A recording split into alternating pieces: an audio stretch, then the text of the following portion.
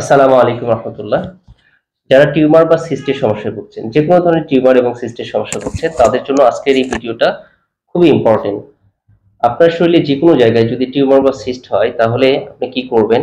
সাধারণত আমাদের শরীরে বিশেষ করে ব্রেনে, স্তনে বা জরায়ুতে, গলায় এবং হাতের কবজিতে বিভিন্ন জায়গায় টিউমার দেখা দেয় এবং শরীরে বিভিন্ন জায়গায় সিস্ট দেখা দেয়। তো টিউমার বা সিস্ট হলে আমরা সাধারণত কি করব বা হতাশা হয়ে যায়, খুব দুশ্চিন্তায় পড়ে যায়। অনেকেই খুব তাড়াহুড়া করে সার্জারি করেন।